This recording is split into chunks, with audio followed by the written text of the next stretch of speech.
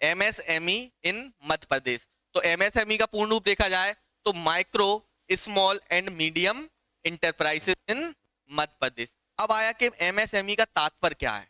MSME का तात्पर्य क्या है, तो क्या तात्पर्य है कि एमएसएमई किसी भी राज्य के आर्थिक और सामाजिक विकास में भूमिका अदा करता है।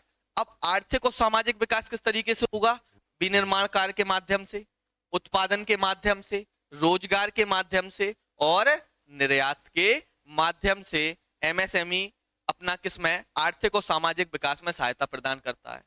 अब आर्थिक और सामाजिक विकास में सहायता तो प्रदान करता है, लेकिन एमएसएमई के सामने कुछ ना कुछ चुनौतियां भी आती हैं। तो सबसे पहले अगर चुनौती देखी जाए तो पहली चुनौती क्या है, अपसंरचना या ढांचे का अभाव। अगर हमारे पास इंफ्रास्ट्रक्चर अच्छा नहीं होगा तो हम क्या एमएसएमई में विकास कर सकते हैं, औद्योगिक विकास कर सकते हैं क्या, नहीं कर सकते। तो सबसे पहली जो चुनौती है वो क्या है, अपसंरचना ढांचे का अभाव।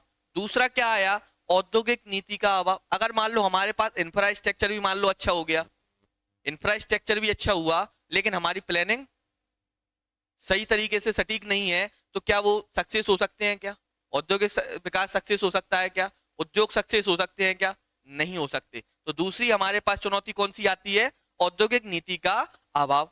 अब मान लीजिए औद्योगिक नीति भी हमने अच्छी बना ली, औद्योगिक नीति भी हमने अच्छी बनाई, तो सबसे पहली बात है कि नीति बनाने के साथ साथ हमें क्या देखना चाहिए, क्या जो जिस जगह हम उद्योग स्थापित कर रहे हैं क्या वह स्थिति अनुकूल है या नहीं है। तो भौगोलिक अवस्थिति भी देखना पड़ता है।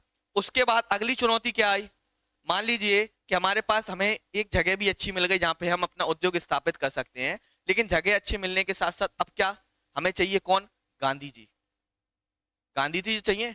अब गांधी जी किससे आएंगे, या तो हमें कहीं से ऋण प्राप्त हो जाए या कहीं से क्या हो जाए, इन्वेस्टमेंट हो जाए या निवेश हो जाए। तो सबसे पहले अगला क्या चुनौती आई हमारे पास, वित्त या निवेश का अभाव आया।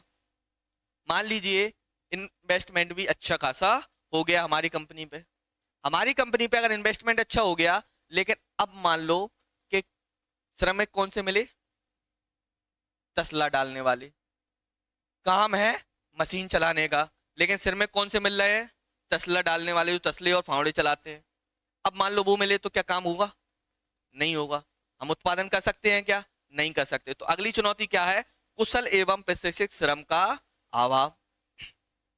अब मान लीजिए श्रमिक भी अच्छी मिल गए हमारे पास, श्रमिक भी हमें बढ़िया पढ़े लिखे अच्छे खासे मिल गए, बढ़िया अपना अच्छा काम चल रहा है, उत्पादन अच्छा भी चल रहा है। मान लो कि हमने सामान अच्छे बना के रख दिए, अब सामान अच्छे बना के रख दिए, अपना उत्पादन अच्छा चल रहा है, पर डे हम 100 यूनिट निकाल रहे हैं, कोई दिक्कत नहीं। मान लो कि हमारा निर्यात ही नहीं हो रहा, सामान ही नहीं जा रहा, सामान की बिक्री नहीं हो रही, तो अब क्या होगा, हमारा डेवलपमेंट हो सकता है क्या, धीरे धीरे जो औद्योगिक इकाई हमने जो लगाई है वो क्या होने लगेगी, धीरे धीरे समाप्ति की ओर जाने लगेगी। तो अगला कारण क्या, अगली चुनौती क्या है, निर्यात का अभाव। ठीक, एक बात कहूंगा कि ताश के पत्तों से ताजमहल नहीं बनता, ताश के पत्तों से ताजमहल नहीं बनता, नदियों को रोकने से समुंदर नहीं बनता। लड़ते रहो जिंदगी की हर एक कठिनाई से, क्योंकि एक जीत के बाद कोई सिकंदर नहीं बनता।